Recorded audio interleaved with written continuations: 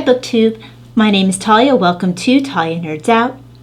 As I've mentioned in my previous video, I am trying a new setup. Particularly, I am trying to see how using my camera that I use for my mom and my knitting and crocheting podcast, see how using it for my Booktube channel will work. I know that the quality of my camera on my laptop isn't necessarily the best. My dad mentioned that to me when he watched my art, one where I showed our little art gallery that we have of his paintings. So I'm hoping to see if this will prove it. Now, what took a little time to get to this point as well is that I did not have a battery that would last without being plugged in. I've needed to replace this battery for years, so I finally just went ahead and replaced the camera battery because I couldn't keep it unplugged for even 10-15 minutes before it would die. And the way that my plug works, it is not the most convenient thing. It falls out very easily. So if I don't have it placed just right, it won't charge.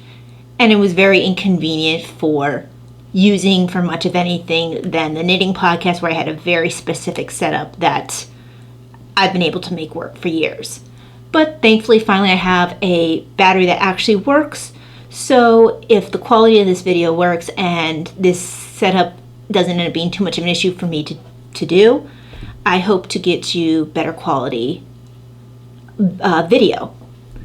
Because I don't know if it was just lighting or if it was the laptop camera itself. I have a sneaking suspicion it was the laptop camera. Anyway.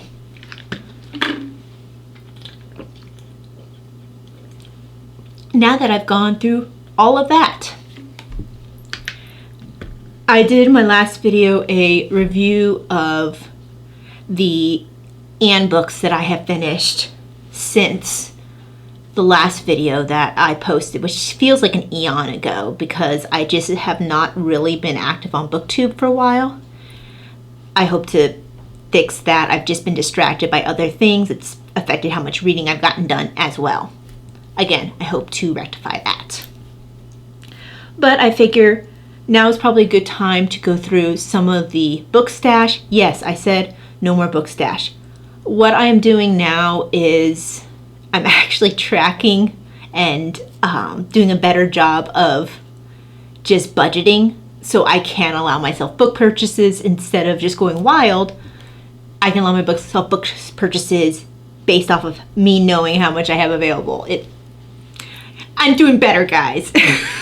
So this is a stash of probably, it is not just at least one of the books I was waiting to come in the last time I recorded, because I actually had a free book available via Thrift Books.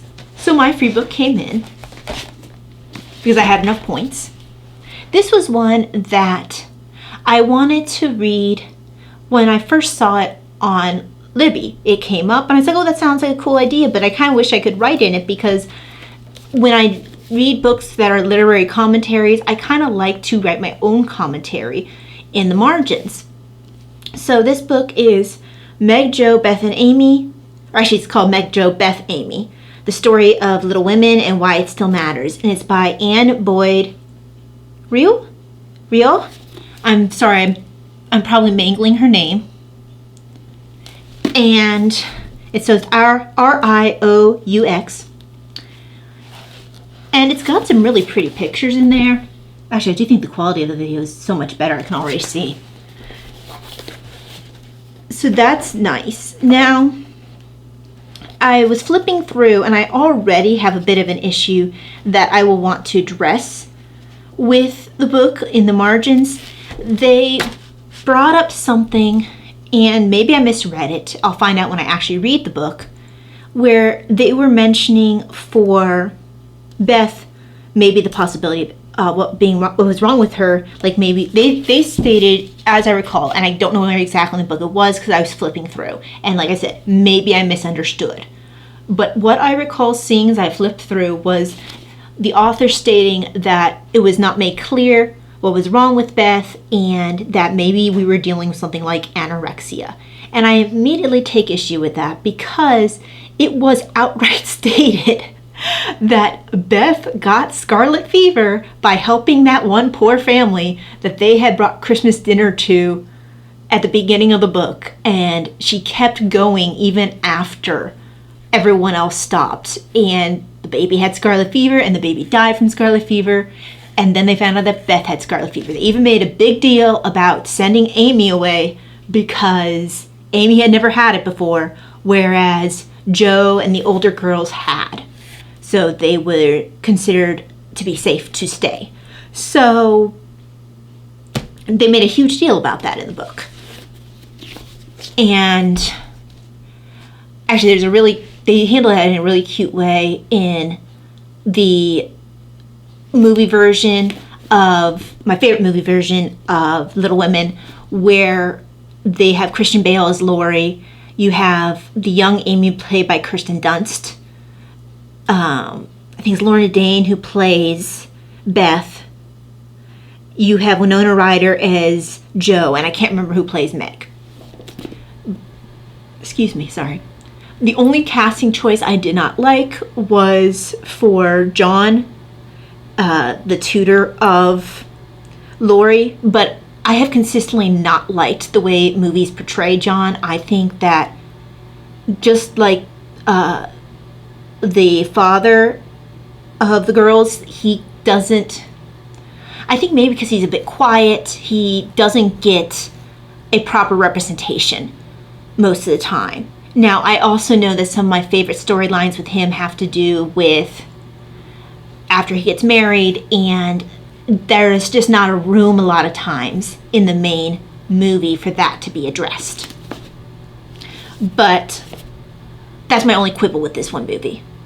Regardless, there's a very cute scene between Christian Bale as Laurie and Kirsten Dunst as Amy. And Amy is saying that she would rather, die of scarlet fever than go away to Aunt March. And then she says that she starts giving a list of things that she would bequeath to different people should she die of scarlet fever. And then she says that she doesn't want to die of scarlet fever without ever having been kissed. And Christian Bale, in a very serious, absolutely taking it seriously, expression is like, well, if you were to start dying of scarlet fever, I would make sure that you would get kissed. And it's an adorable scene. But the point is, this little, side trail that I just took was that it was very much handled what was wrong with Beth. It wasn't like this, what's wrong with Beth? No. It was dealt with. I know that they mention, I believe it's at the end, that there's some sickness in one of the girls' kids later on. And I don't want to give too much away about which girl's kid and which couple, because maybe some of you have not read Little Women. But so there might be a weaker constitution that Beth had that might have continued on, but there was no reason to think that there was something like anorexia going on there. Actually, let's see. Here we go. It's Gillian Armstrong's 1994 film Little Women.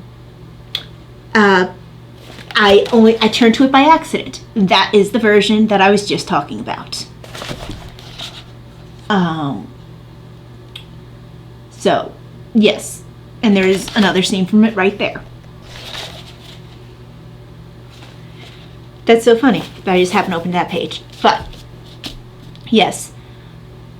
But like I said, to be fair, I flipped through. Maybe I missed some context. I look forward to arguing with this book in the margins, because that's one of my favorite things to do with literary commentaries. It's why I like physical forms of them. So, I look forward to eventually reading it. Then I went off on a bit of a tangent where we had Framed in September, And I will be going through the books that I finished for Framed in September, and a couple of the other books that I finished. I finished Contagion of Liberty, and I finished, what was the art book I finished? Oh, on Sophonisba. I will go through those books and give them their separate video. I just haven't had a chance to review my tabs and write up my notes for that, so I want to give those books their due after I've had a chance to think about them a little bit. I only finished Sophonisba a couple days ago. I actually finished a little bit after Framed in September because I was just so distracted. I really wanted to make better use of Framed in September. I'm very disappointed that I didn't. So I hope to do better next year because I really do enjoy art history. But I can't remember what took me down this rabbit trail. Oh, I know what it was. Someone mentioned in one of their Framed in September videos some of the books that they were either wanting to read or looking forward to read. And one of them that came up was, and I don't have it with me, it was a book that was about an art forger. It might have even been called Forged, I can't remember. I don't think that's what it's called. It's by the same person, I believe, who wrote The Art Thief? Anyway, but this particular book that the person was mentioning in their Framed in September video, which I can't remember who made the video, they were mentioning the book about this artist who was a Vermeer, not imitator because that's too kind. He was a forger. Actually, Forged. I think that's the name of the book is Forged. And he was this forger of Vermeers, and he was known to peddle his forgeries to high-level Nazis.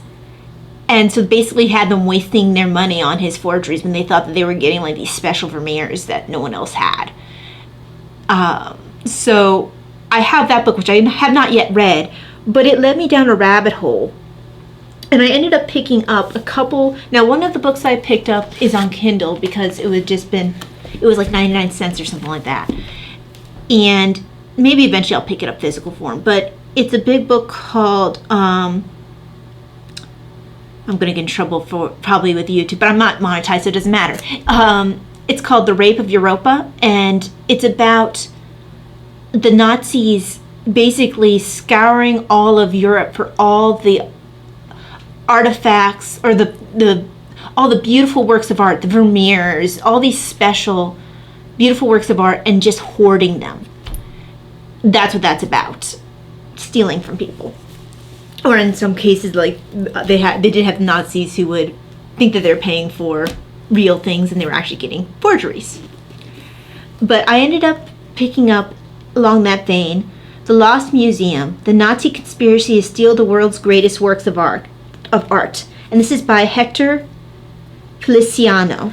Well, that's an Italian name. So I look forward to that.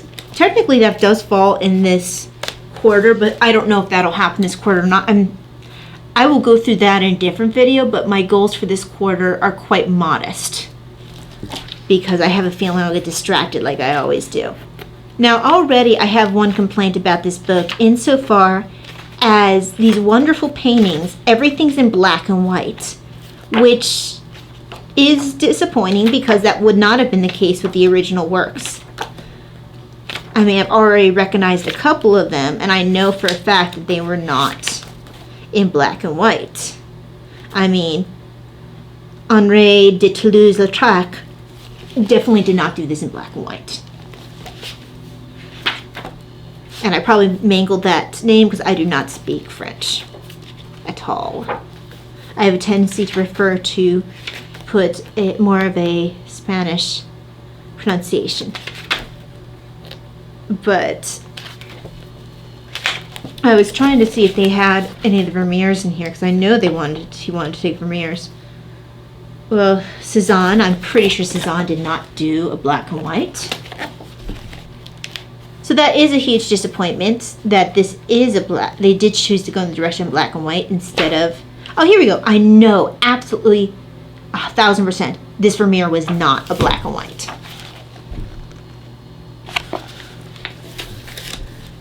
So now that I've beat that dead horse into the ground.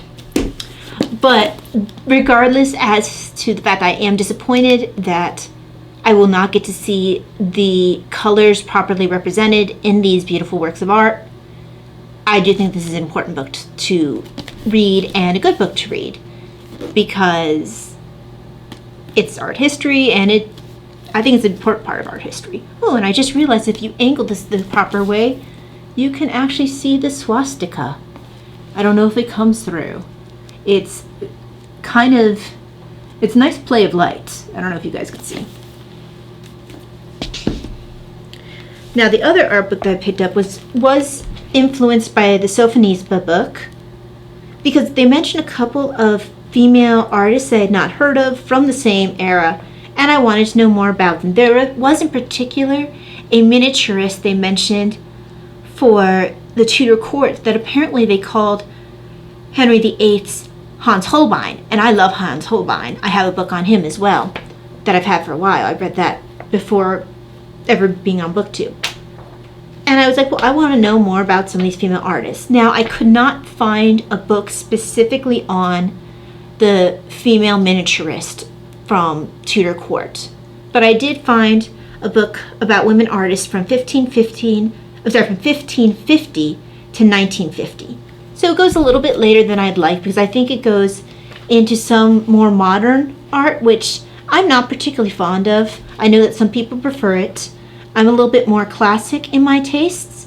That might be influenced by the fact that that is my dad's preference. If you've seen the video where I showed our art gallery with my dad's art, you can see that there is a definite preference in his art for a more classic style. He has an imitation Vermeer that he's done. He's done an imitation Mona Lisa.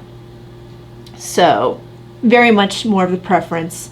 And when I was taught to draw, even though I don't make much use of it outside of book journaling, and even then I don't use that a lot because I don't have the same passion for drawing as either my dad or my sister, but when my dad taught us to draw, it was in a more classic style.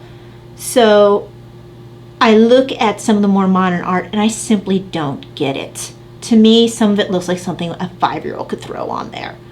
And just simply not terribly impressed. I think some of it, personally, I feel like some of it is just more about who they know than about their actual talent.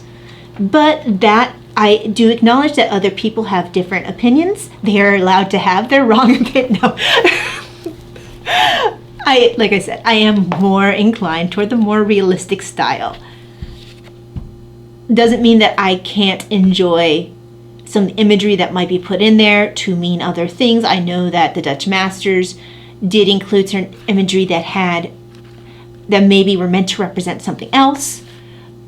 I know that sometimes there was symbolism, even if you look back in Renaissance. I believe it was mentioned in the Collector of Lives about, why am I blanking at his name? Vasari. About Vasari.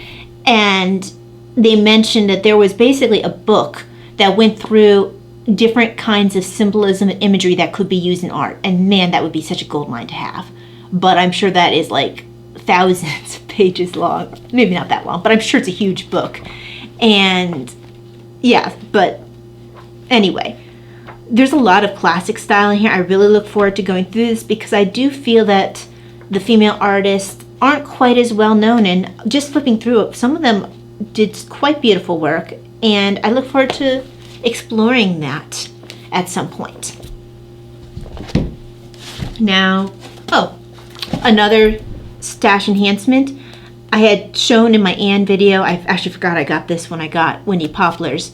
I made sure that when I picked up Windy Poplars, the other book I was missing was Anne of Ingleside, and I wanted to make sure, okay, I can't afford or don't want to spend the amount of money for the copy that matches my 6-book set.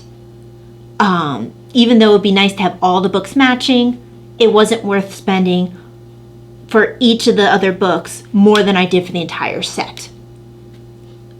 So I decided at least my 2 paperbacks should match each other and be in the same special collector's edition. So that's what I did. And this is Anne of Ingleside. I believe this is book 6. So I'm currently, let's see, I did Anne of Green Gables, Anne of Avonlea, Anne of the Island. So Windy Poplars, I have, and then I'll pop back to my 6-book set. And I can't remember what will be next. I'll have to check and see. And then I'll go back to this one, Anne of Ingleside. But yeah, that's that for that one. I don't want to go too much into it because I did talk about Anne in quite a bit of detail in my video that I recorded earlier today. Or just prior to this one. Now, I don't know how I ended up falling down this rabbit hole. Oh, actually I do. I ended up watching a couple of videos, and I've been having this sort of niggling in the back of my head for a while that I really need and want to read Crime and Punishment. So I finally just took the leap, and I went through and I looked to see what the best one would be to get. And I ended up finding Oxford World's Classics, which makes me laugh because after I fell down the Oxford World's Classics rabbit hole, Triumphal Knits, not Triumphal Knits, I don't know why I keep wanting to call him that. Triumphal Reads, he did a video about the Oxford World Classics that he wants to read. And I haven't yet read it, I haven't yet watched it, and I really want to, and I need to get on that. Because I'm interested in seeing which ones have piqued his interest. But Crime and Punishment has been something I've wanted to read for a very long time, and it looks like Oxford's World's Classics tends to pick the best translation, and I want to make sure I get the best experience I can out of it. And I guess it also has, which I find very useful, a section describing, like, so let's see, hang on. There was a section with all the characters' names. Like, one of the things my dad mentioned when he read War and Peace is that there was a lot of difficulty keeping track of the characters and the different names that they had. And in the back of Crime and Punishment, right before explanatory notes, is a list of principal characters. So it tells you all their various names and who they are. So I will probably end up bookmarking that, so that way when I get confused, I can just easily skip back and make sure I know who's being spoken about. Yes, I know that you can do that simply if you made your own notes as well, but it's kind of nice that the Oxford World's Classics takes care of that for me. And then, because I actually had not picked this up knowing that. I picked it up because I had heard that the translation was a good translation. And it's a new translation by Nicholas Pasternak Slater. And I know I mangled that because I do that with many pronunciations of foreign names. But also they have a note on the table of ranks, the civil service ranks and the military ranks, so I'm assuming that will be important. So yeah, I'm looking forward to this. I did fall down a rabbit hole of Oxford World's Classics. I have a bunch sitting in my Amazon cart just waiting for a period when I feel like I have enough, money at the end of the month or whatever, so I can just pick up one as I go, so I can slowly build up that collection. I do have coming in on the way one of the first classics I remember really loving. It just hasn't arrived yet. It is Around the World in 80 Days. For whatever reason, actually I know why I didn't think so. I always thought that it was an English book, i.e. it was originally written in English, because it's very much of an English story. Everything about it feels English, especially at the very start. And when I was looking into it to pick up my book, I didn't realize, it was actually written in French. And my mom's like, yeah, it's Jules Verne. I'm like, yeah, but it's such an English story. It just didn't occur to me. So apparently it's a good translation of it. And I wonder if I will notice things different between this and books and translations I've read in the past. I don't remember much about, I remember the story, but it's been a while since I've read it. I just remember it being exciting and really enjoying the book. Along that, another classic that I still have coming in, it's taking its time, I'm not sure where it's coming from.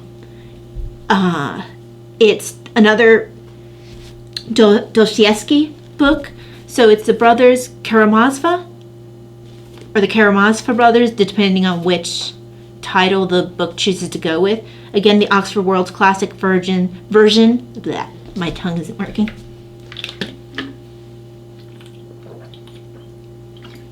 I have not gotten around to picking up War and Peace yet. It will be eventually be picked up, but I'm not in a rush for it. Another one, I have two more to show. I have Miguel de Cervantes' Don Quixote. Now, I confused the heck out of my dad because he's like, oh yeah, you really do need to read this book. It's really great. And I kept referring to it as Mano de la Mancha. And he's like, no, that's not what it's called. And eventually my brain was like, oh, sorry, Don Quixote. But I was thinking of the musical because I went through a period of time where I really did listen to the music for the musical a lot, and I enjoyed the movie. It was a Peter O'Toole movie with Peter O'Toole as Don Quixote, and I thoroughly enjoyed it. So when I think of Don Quixote, I think of Mano de la Mancha and the music from that. So I am well aware that what I remember from the movie and the musical could well be quite different from what I am going to read in Don Quixote. But I look forward to the experience.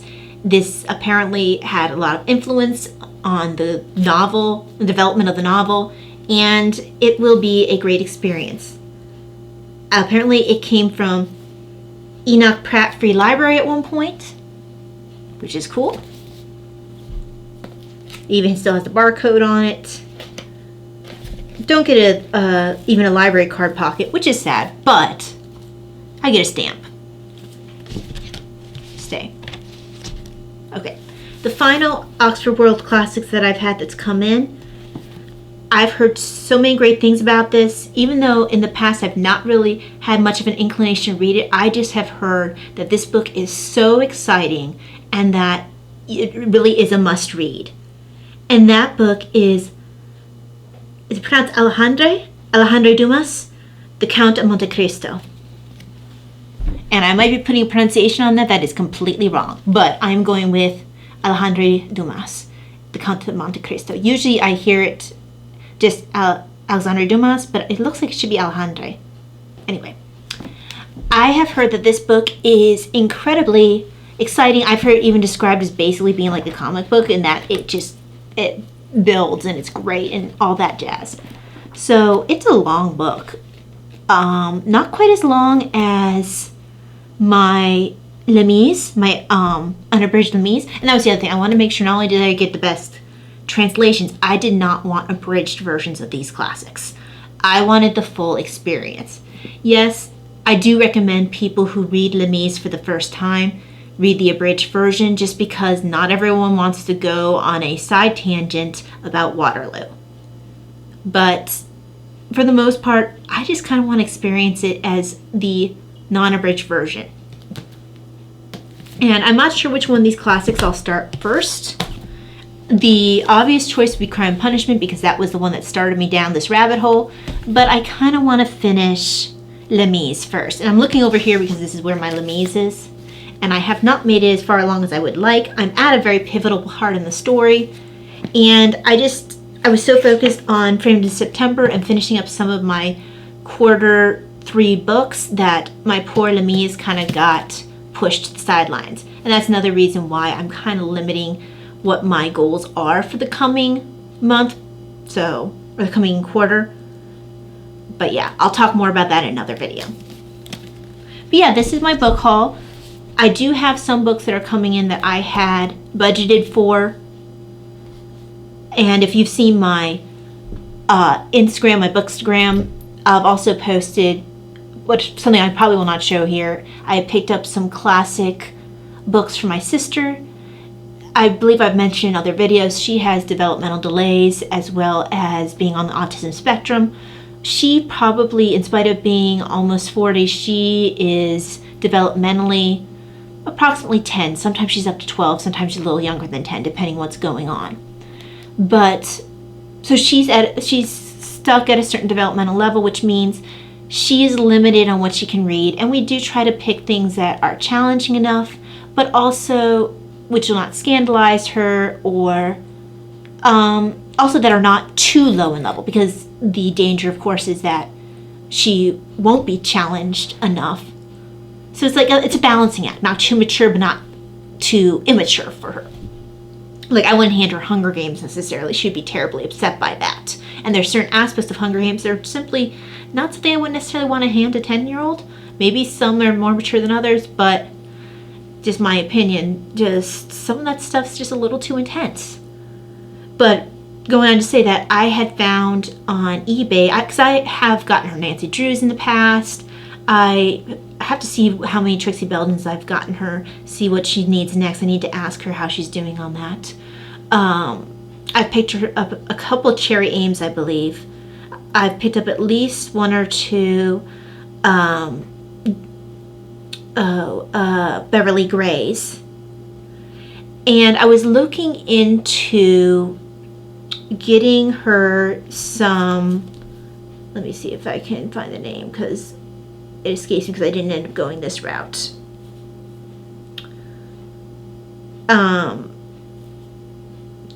I was looking into getting her,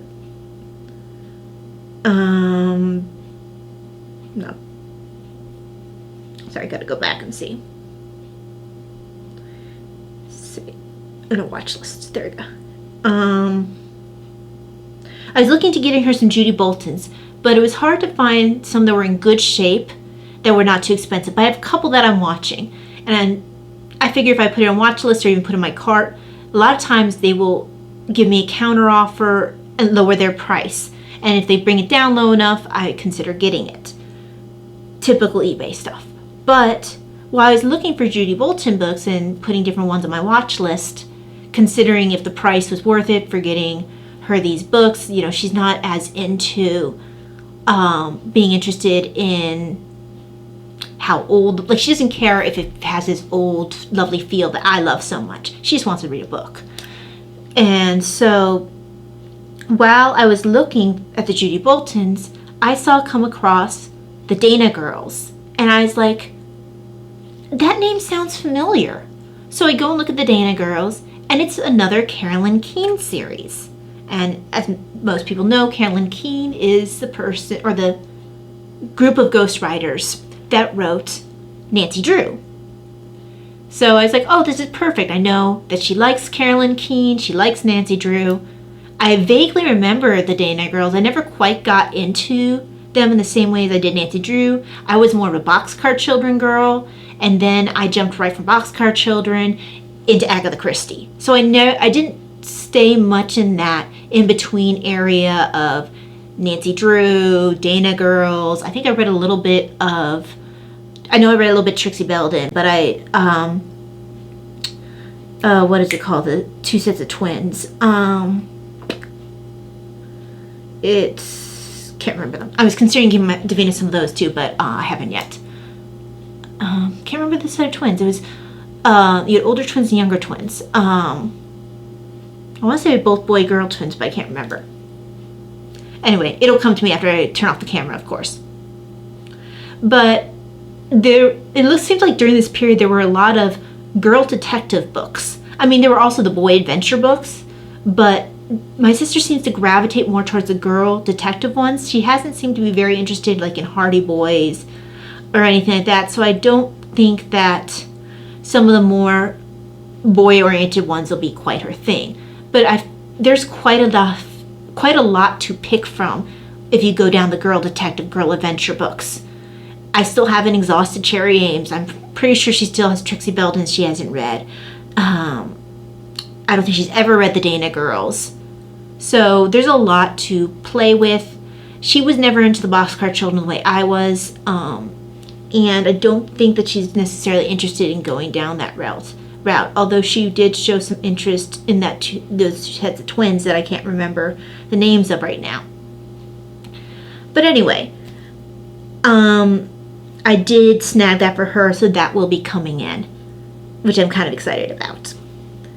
But I probably won't be showing it. It was a 9-book set, and almost all of them are in order. The only one it doesn't have 4, so it's like 1, 2, 3, 5, 6, 7, 8, 9, 10. Sorry, 7, 8, 9, 13. That's what it was. So the most important thing to me is that it had most of them from the beginning, because a lot of these books, they aren't order sensitive, but I usually like to start a brand new series with the first book, just because usually that's the best introduction to the characters. And so and this is part of the problem I was running into with the Judy Bolton books, was finding a lot that was nice enough priced, but also that had the first book. But I looked out with the Dana girls, found a good price in this lot of 9, and I'll wrap them all individually so that she's more to open on Christmas. Because for her, the year revolves around 2 things: her birthday and Christmas. So it's a big deal to make sure that she has a lot to open up. So having nine little packages of books will be nice. She'll have more packages to open. Anyway, that was a complete side tangent. But I do have some books, some for her, some for me, coming in that I budgeted for. So I don't feel as bad about these enhancements as I felt about past ones, because they're planned and I'm tracking them better. So yes, that is enough for this video. I will be back in a bit to record a video about my planned reads for Q4 of Historathon. I think that's really most of what it's focused on, is Q4 of Historathon, but for the rest of the year as well. Thank you very much for joining me for this video. Hope that you have a wonderful day. God bless. Bye.